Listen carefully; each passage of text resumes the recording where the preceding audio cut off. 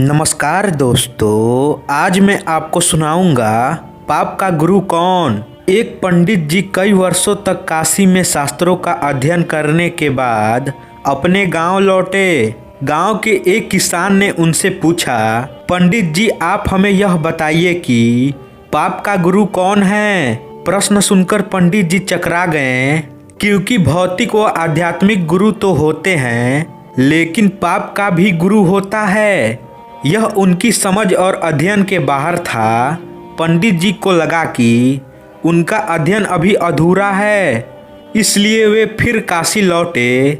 फिर अनेक गुरुओं से मिले, मगर उन्हें किसान के सवाल का जवाब नहीं मिला। अचानक एक दिन उनकी मुलाकात एक वैश्या से हो गई। उसने पंडित जी से उनकी परेशानी का कारण पूछा तो उन्होंने अपनी समस्या बता दी। वैश्या बोली, पंडित जी इसका उत्तर है तो बहुत ही आसान, लेकिन इसके लिए कुछ दिन आपको मेरे पड़ोस में रहना होगा। पंडित जी के हाँ कहने पर उसने अपने पास ही उनके रहने की अलग से व्यवस्था कर दी। पंडित जी किसी के हाथ का बना खाना नहीं खाते थे। नियम आचार और धर्म के कट्टर अनुयायी थे, इसलिए अपने हाथ से खाना बनाते और खाते। इस प्रकार से कुछ दिन बड़े आराम से बीते, लेकिन सवाल का जवाब अभी नहीं मिला। एक दिन वैश्या बोली, पंडित जी आपको बहुत तकलीफ होती है खाना बनाने में। यहाँ देखने वाला तो और कोई है नहीं। आप कहें तो मैं नहा धोआकर आपके लिए कुछ भोजन तैयार कर दिया करूँ। आप मुझे यह सेवा का मौका दें तो मैं दक्षिणा में 5 स्वर्ण मुद्राएं भी प्रतिदिन दूंगी। स्वर्ण मुद्रा का नाम सुनकर पंडित जी को लोभ आ गया। साथ में पका पकाया भोजन, अर्थात दोनों हाथों में लड्डू।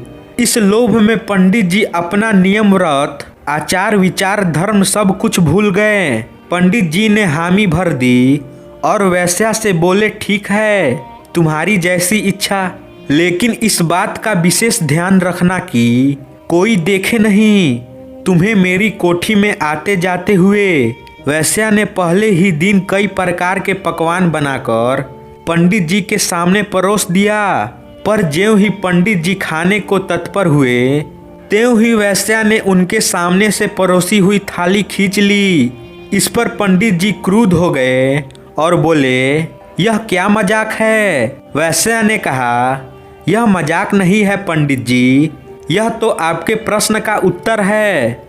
यहाँ आने से पहले आप भोजन तो दूर किसी के हाथ का भी नहीं पीते थे, मगर स्वर्ण मुद्राओं के लोभ में आपने मेरे हाथ का बना खाना भी स्वीकार कर लिया। तो दोस्तों, आशा करता हूँ यह कहानी आपको अच्छी लगी होगी, तो इसे लाइक करें और हमारे चैनल को सब्सक्राइब करें। धन्यवाद।